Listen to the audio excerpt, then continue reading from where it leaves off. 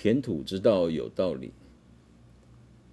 海恩我理想中的餐酒生活，其实我才刚录完一集，但是想趁着这个设定还可以的时候，我再录第二集哈。当然，前面那一集录的是一个新闻的评论，但这一集是纯粹是我写的文章。这个文章我其实在很多地方刊登过了，不是说我有看到外面去，而是说我常常跟朋友们分享，这个文章是我在也是2011年时候写的哦。文章不长，我把它念完。这文章的名字叫做《白马与维多利亚》。为什么叫白马与维多利亚？我在文章后面会解释哦。白马与维多利亚 （Victoria）。那白马呢，就是 Cheval Blanc 哦，白马宝，波尔多右岸很有名的一个酒厂。两种情况会让我在酒柜前思索良久：一是跟好朋友吃饭，二是跟家人吃饭时。很简单的事，但却老是得花一些时间才能做决定，就是挑一支或挑几支能够喝的酒。原因很简单，我希望跟他们共同分享我认为是好而且已经适饮的葡萄酒，清酒也是哦，但是清酒比较没有适饮的问题，就是新鲜，如此而已。这样的想法往往会让我有股压力，总怕所选的酒不够精彩，朋友们会觉得失望。喝酒的你，收酒的你，有没有这样的困扰呢？每次打开酒柜前，我总是想拿出最好的一瓶或几瓶来分享，只是结果通常是犹豫再三，举棋不定。大部分的时候是选出所谓平价酒款而已。所谓有名或真正价昂的佳酿，价格很贵的佳酿，还是摆在酒柜的最深处，连动都没有动过，静静地躺在那黑暗潮湿的角落里，等待自认为终有来临的一天。其实酒的好坏跟我吃饭的人是不会介意的，他或他们对于我带的酒，通常只有点头赞美，假定真的好喝的话，或微笑以对，也许是不怎么样的味道。无论如何，相聚就是美好。所谓餐啊酒的，有的只是锦上添花的效果。你的心情好坏与他们的互动，才是共同用餐时的重点。可是这样的结果，我会有一点点的愧疚，总觉得自己实在是不应该，对于这么亲密的人或朋友，竟然连珍藏的酒都舍不得拿出来共享。那买酒、留酒、存酒的目的在哪里？问号。毒瘾吗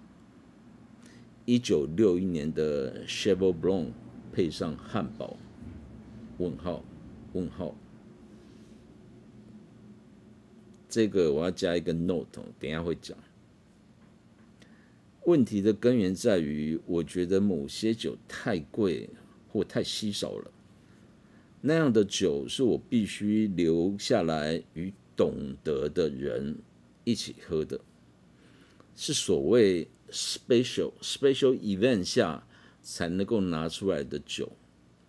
特定的一些聚会才能够拿出来的酒。像是珍藏的宝贝一样，我希望是与识货的名人们共同品尝。其实心态上就是觉得，如果是一般的人，我讲了一般人说，即便是好朋友，但是他们如果不懂，你拿出来就会有一点那种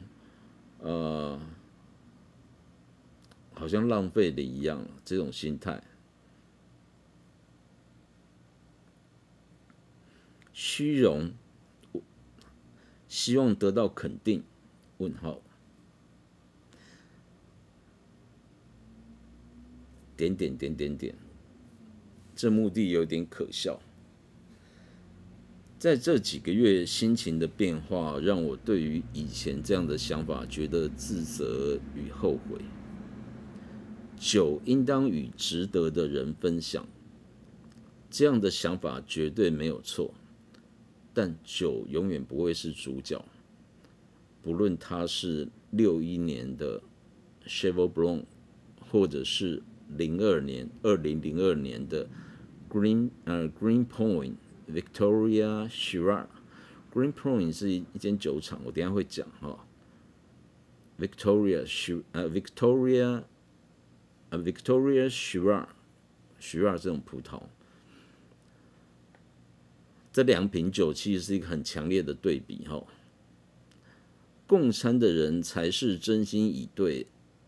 没有保留或隐藏的重点。即使他们不懂酒，不知道这个酒的好坏、历史、葡萄品种、酿造方式，甚至最赤裸的价钱，那又如何呢？餐桌上坐的是我生活里最重要的人，好朋友或家人。酒餐是配角，开心喜悦的相聚才是我们拿着刀叉或筷子、酒杯吃饭时的目的。拥着珍酿美食却独饮是孤独，面对的家人朋友的笑容及关心共分享是快乐。你说人生总要追求一些特别的东西，比如这些产量稀少的美酒，我却说我不必追求特别的事物，因为他们就在我的身边。谁快乐？问号问号。底下我写了一段注解啊，因为有你听的注解会比较了解我在讲的这个文章里面比拟的，用2个酒厂来做比拟的例子它所代表的意义。白马指的是波尔多右岸圣艾美农 （Saint Emilion） 产区的顶级葡萄酒 Cheval Blanc。1961年是波尔多的世纪年份，一瓶1961年的 Cheval Blanc， 目前的市价至少要美金2500，约台币72000以上。请注意这是2011年的价格这个 Cheval Blanc 放到现在又过了10几年了，我相信价格一定往上翻。那至于说它现在还能不能喝，我没喝过，我不知道。但是不管有没有喝过，如果你是很有钱的人，他一定会他好不容易找到这个，他一定毫不犹豫就会买下来，因为这种东西都是限量的。这边我要提到的就是，我之前在谈电影里面的葡萄酒，我有特别把这部电影特别拿出来讲，然后现在在这边我又提了一次，在 Alexander Payne P-A-Y-N-E 的电影《寻找新方向》，心是内心的心 ，Sideways S-I-D-E-W-A-Y-S Sideways， 主角是一位爱酒成痴的酒狂。我们所谓的英文在形容这个酒狂呢，酒痴酒狂呢，有一个半贬义的那种一个名词，叫做 wine snob 还是 snob snob wine snob， 有点像是我们在讲说死读书啊那种读书虫啊，类似那种，就是太做执着在某些东西上面的讽刺味道在里面。主角因为看不开人生里某些已经回不来的事物而颓靡丧志，本来保存了，他是一个 wine snob 嘛，酒的一个就是很钻研酒的人，本来保存的这瓶传家宝，他还买了一瓶传家宝，1961年的 Cheval Blanc， 电影里面是这么演的。这个酒对酒狂来讲，wine snob 来讲是非常重要的一个稀世珍宝，就是酒是珍宝。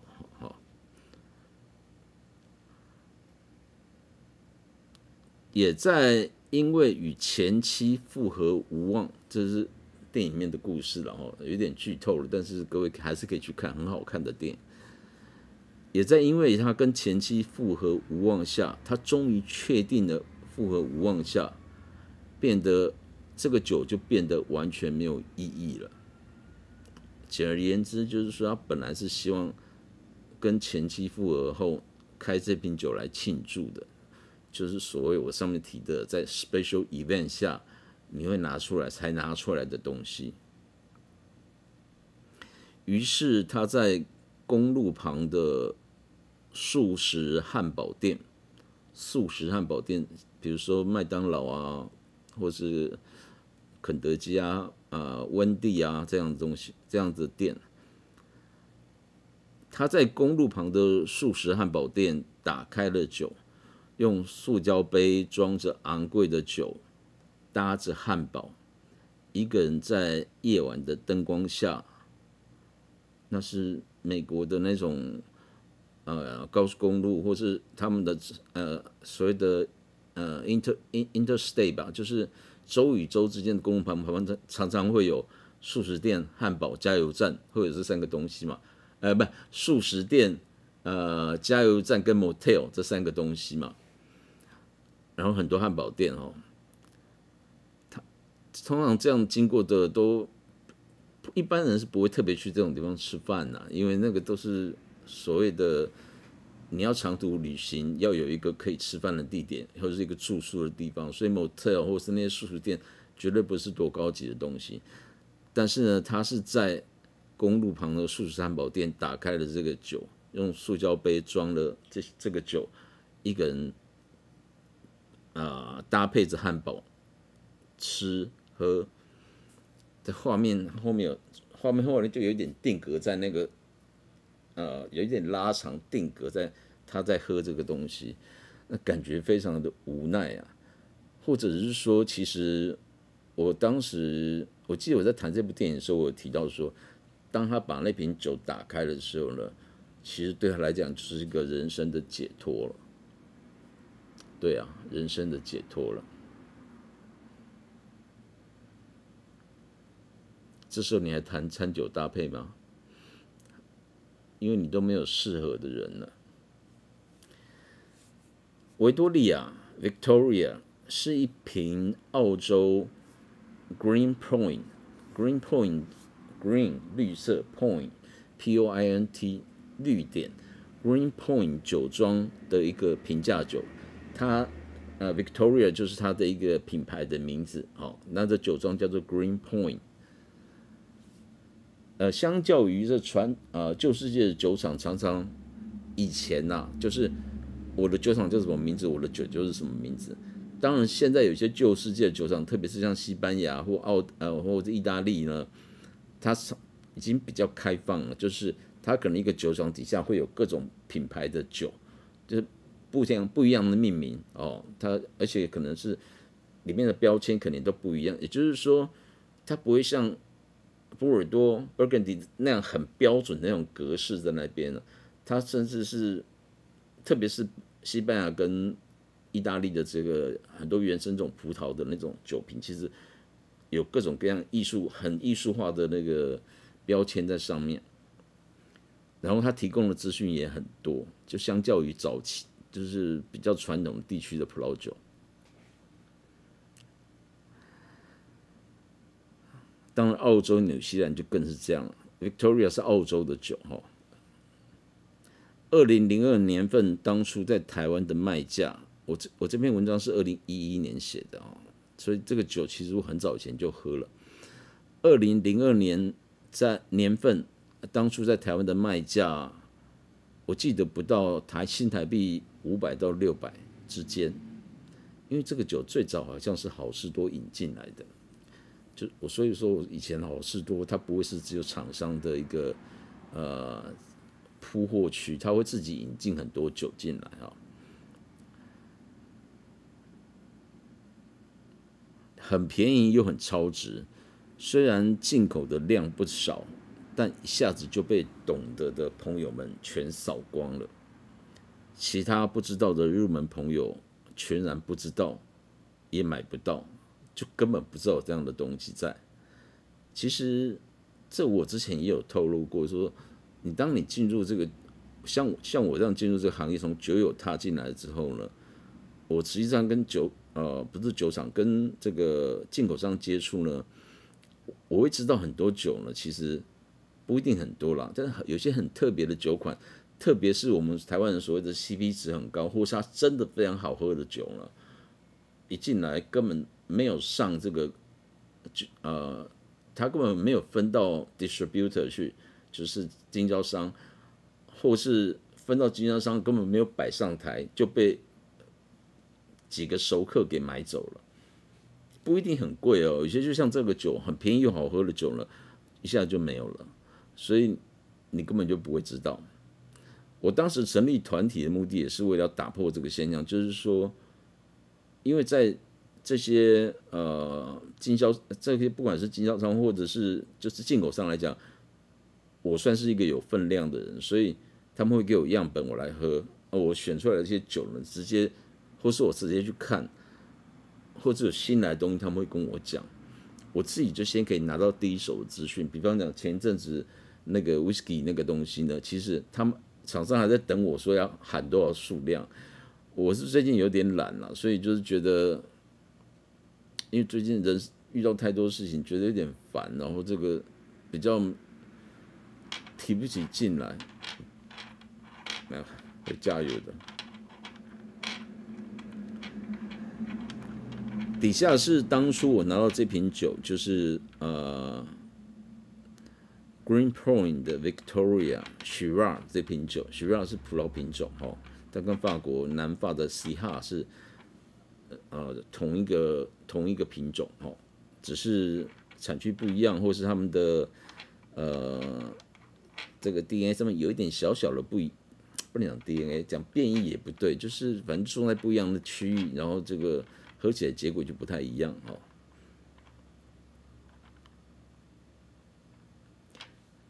那时候我跟一个朋友吃饭，我把酒带过去。我的形容是，我带的这一瓶是先前介绍过的 Green Point Victoria Shiraz 2002。当酒一打开，一股熟透浆果的味道就冒出瓶口，倒入酒杯中摇一摇，那深甜香味更浓，从杯口往杯内俯视，仿佛感受到一个打旋的香气漩涡，从中心在杯里慢慢的旋转，然后果酱味、白胡椒味、咖啡、巧克力味等的香气分子，则交杂在杯中对流的气体里，很精彩，好不精彩。然后从杯底中间，这些香气再流窜而出，刹那间香气四溢，让我们3个人，包含拿菜来服务的这个端菜的服务小姐，都惊讶而陶醉。当然，陶醉是只有我和我朋友喝到才陶醉啊。这一餐吃的是客家菜，可是菜色不是重点。那瓶酒在用餐过程里带来的喜悦，让我们2个用餐的人都非常享受而愉快。我后来这边做这个注记，就是怕有些朋友看不懂我在写的东西，特别是非酒友，就是 Cheval Blanc 呢，在当时可能一瓶就72000，然后Green Point 的Victoria Shiraz 2002年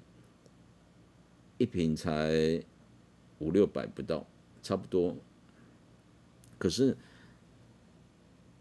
当然电影里面是这样演，他是很苦涩在喝这个酒。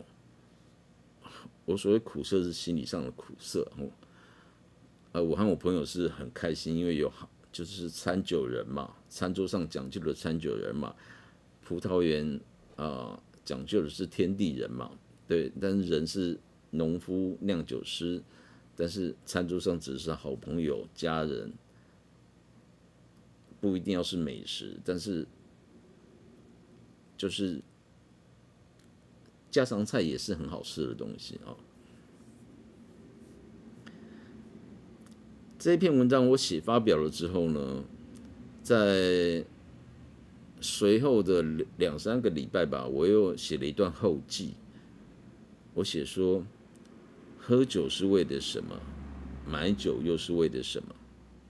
需要买很昂贵的酒来放着等未来的大日子，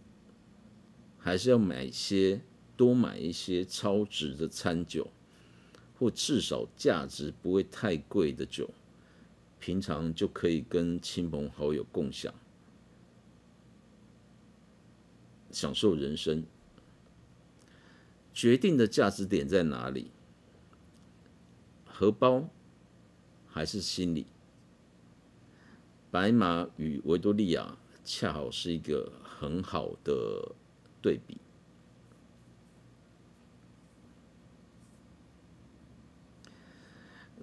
我后面有写说，我想推荐是各种不同风貌、不同品种、不同国家地区产地的维多利亚。这个维多利亚就是一个代名词了哈，一个代称，就是那一种有意义而且能够跟我们的日常生活结合在一起的平价好酒。所谓人生的好酒，来自于海洋恩惠的酒，我当时这样写哈，大概就是这样子。其实这中间你也可以把这个葡萄酒的部分，把它换成某些日本的清酒，这个意义其实都是一样了。就是说，我最后面写的嘛，白马与维多利亚是一个很好的对比。那你喝酒是为了什么？你买酒又是为了什么？这篇文章，当时写了蛮多朋友给我赞赏，是我们团体里面的这些朋友没有看到类似这样的文章，以后我就3不5时会发表。那这边讲的比较长，那希望大家还能够接受。海恩，我理想中的餐酒生活，然后填土之道有道理。用填土之道来找这个频道会比较简单，然后希望大家能够把它看完，订阅、按赞、分享，拜拜。